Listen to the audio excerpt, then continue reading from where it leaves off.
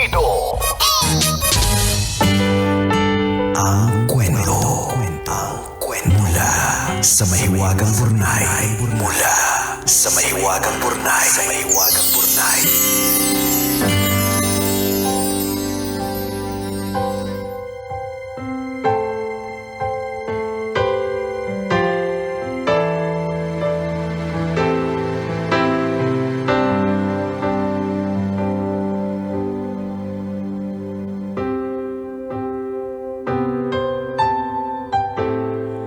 Dear kumikinang na tambalang Nicole Ayala at Diego Bandido. Itago nyo na lang po ako sa pangalang Jaja, 26 years old at isang fast food manager sa isang mall dito sa Mandaluyong. Naisipan ko pong sumulat sa inyo dahil ang bigat-bigat po ng pakiramdam ko. Baka po kapag na-share ko sa inyo ang pinagdadaanan ko, gumaan kahit papaano. Nais ko din po sanang humingi ng payo. Ganito po kasi.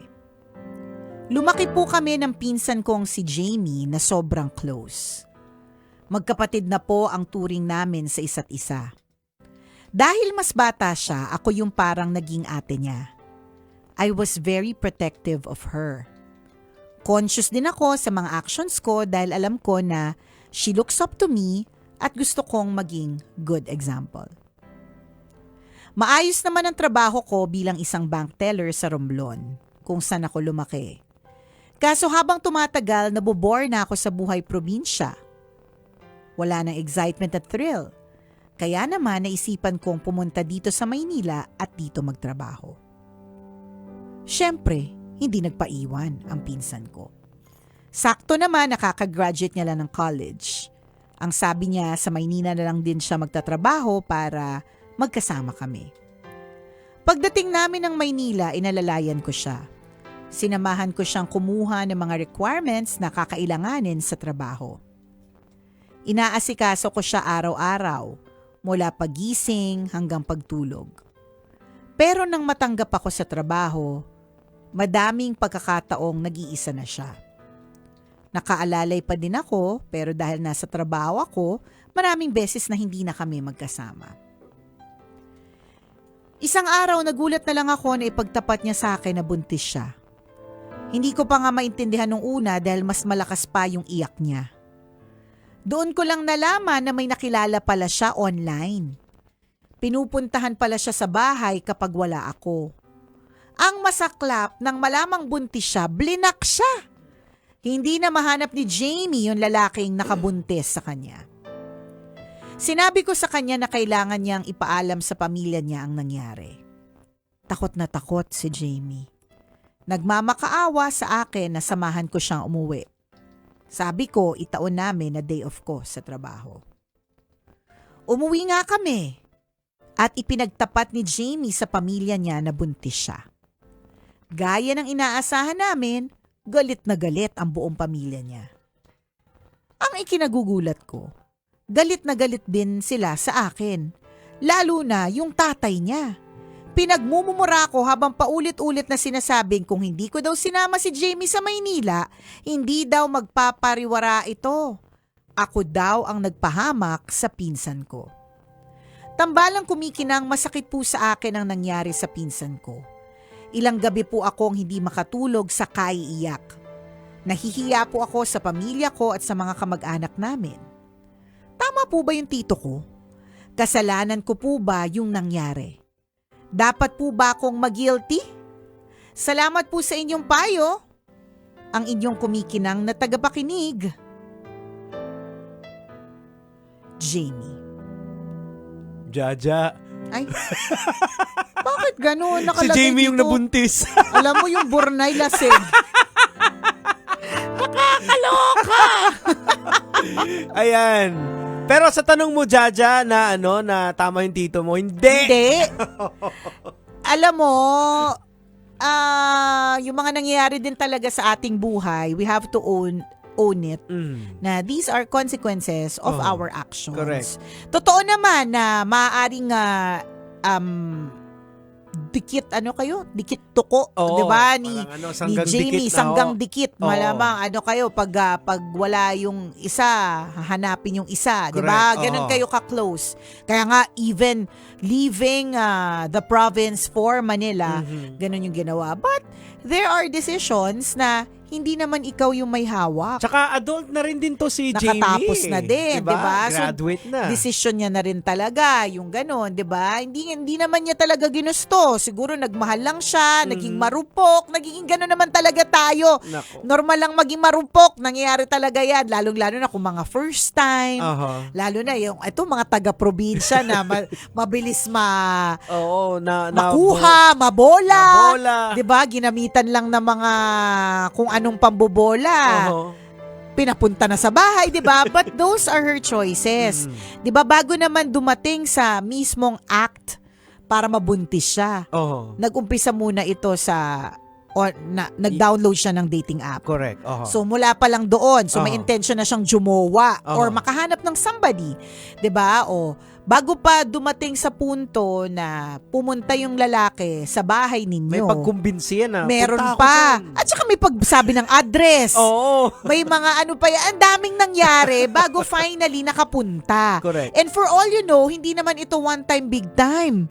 'Di ba? For all you know, may ilang beses Mhm. bago talagang na-jackpotan na Oo. nabuntis. So, doon pa lang napakarami ng mga instances na she could have said no. Tama. So, I would say na hindi mo to kasalanan. Wala ka talagang kinalaman. Oo. Ang kasalanan mo lang, naging sobrang close ka. Or, maaari bang nag-promise ka sa pamilya na ikaw ang mag-aalaga tas hindi mo naalagaan. Pero Oo. kahit na, Well, 'di ba? you Decision can do niya so pa rin much Oo. Kasi una, pumunta ka ng Maynila para magtrabaho, hindi ka 24 oras na True. yaya ka, na nandyan ka. Correct. Oo. 'Di ba? So, pero it's ano, important na, pero valid naman din yung nararamdaman. Oo naman. Ni Tito, nila Tito. Ni Oo. Tito na ganun kasi yan yung utak ng tao pag medyo may problema, naghahanap tayo ng masisisi. Correct. Sino? 'Di ba? Oo. Maski naman sa trabaho eh. So, sino sino ba yung pinakamalapit na Oo, tamahan? Ikaw correct. may kasalanan. Pero Totoo. alam naman nilang hindi ikaw eh. Hindi talaga na ultimately decision pa rin na Oo. naging decision talaga siya ni Jamie. Oo. So, yun. Huwag mo na masyadong sisihin yung sarili mo. Ang Oo. siguro pwedeng gawin ngayon is to move forward. Yes, Jack. How do you assist her? Oho. How do you still make her feel like nandyan ka pa rin Mhm. para sa kanya? Oho. And that hindi mo siya iiwan, especially in this time of crisis. Mhm. Crisis ito para sa kanya, although laging blessing naman ng baby. Pero crisis kasi unexpected, Correct. nag-uumpisa pa lang sana siya sa kanyang life, Aha. iniwan pa nung nakabuntis, 'di ba? So, crisis ito para sa kanya. Oo, So, just be there for Tsaka her. dahil mainit pa si Uncle, si Yan. Tito, medyo distansya na lang muna.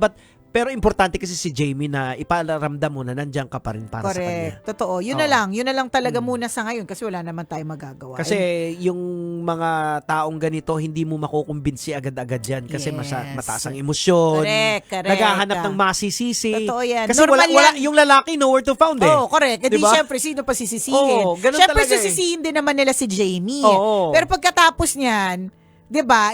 Ibabaling nila sa sino ba kasi nagdala sa sa Maynila? Oo, yan. Bakit ka kasi niya pinabayaan? Oo, normal yan sa reaksyon ng utak ng tao na maghahanap ng masisisi. Tsaka alam mo eventually ang eksena dito is that hindi naman forever nakadikit din talaga dapat sa si Jamie. Oo. Kahit na let's say hindi na nangyari yung pagbubuntis. Oho. 'Di ba? Eventually she also still has to stand on Correct. her own, make her own decisions. 'Di ba? Hindi na laging sayo. Oo. Hindi dapat Kasi, laging ganun. Actually sa mga kwento mo, nabibigatan ako kanina nung pinapakinggan ko na. Kasi graduate na to, ikaw pa mag-aasikaso, pati Kaya sa paggising. nga, 'di ba? Parang binibaby mo talaga. Correct. Lagi nating tatandaan na pag binibi natin ng sobra ang isang tao, Hindi sila matututo. Oo. dadating ang panahon na yun. Eto na nga, dumating yung panahon na actually binibi mo na nga ng halos pero ganyan pa rin nangyari. So, Oo. some people, they really have to learn the hard way. Tama. Pero wag na wag, idadamay ang baby. Correct, oo. Isang paalala na wag idadamay ang baby dahil blessing po yan. Walang kasalanan yan. Correct, wala yung kinalaman, 'di ba? Buhay po 'yan. Tama. Nga lang, pinapaalala ko lang kasi minsan, 'di ba? Para sa iba, option. Correct. Oh, hindi Well, dapat. para sa amin ha, hindi. I mean, Hindi dapat. Kung sa iba, option nyo yan. Hindi. Para sa amin, hindi. Oo. Hindi siya dapat na option. Correct. Nananahimik yung bata, Oo. di ba? At maraming single moms, Yes. single parents na nag-thrive, Correct. di ba? At may nagmahal pa rin sa kanila na iba. Tama. Di ba? Kamahal-mahal pa rin naman si Jamie. Yun yung paulit-ulit mong sabihin sa kanya. Ayan. So, again, Ja, wag mong sisihin yung sarili mo. Ayaw namin na sisihin mo yung sarili mo. Kasi Ayaw unang-una, namin. wala ka naman talagang kasalanan eh. Correct. Ginawa mo ang lahat Tama. para mapabuti si Jamie. Pero, it's her decision. Yes. Kaya nangyari sa kanya yan. Pero Correct. iparamdam mo pa rin na nandiyan ka palagi Mm. for her. Di ba? Yes, true lalo. Ay, Oh, sa alam mga... naming mabigat at mahirap, pero laban lang. Tama. Oo. Ganun naman po kabisyo. Wala Correct. tayong magagawa, lalaban na lang tayo. Oh, so ang ginansya natin dito, yung tubo, ayan, is yung learnings, yung lesson yung lesson. sa buhay natin. At saka, ito yung masaklap na katotohanan, hindi po dumadali ang buhay. Mas nagiging matibay lang talaga Oo. tayo. So, ito yung Mahal- mga pampatibay. Mahal talaga ang tuition sa University of Experience. Correct! Diba? Yung charging ito experience, mahal. Hindi pa yan hulugan, diba? Minsan one time big time yan, Tama. sakit, diba? Ganun talaga. Kinakailangan, kabisyo. may time pa na i-repeat mo Oo, pa. repeat, installment, Oo. o kaya repeat purchase. Hanggang makapasa ka sa UE. Ayan.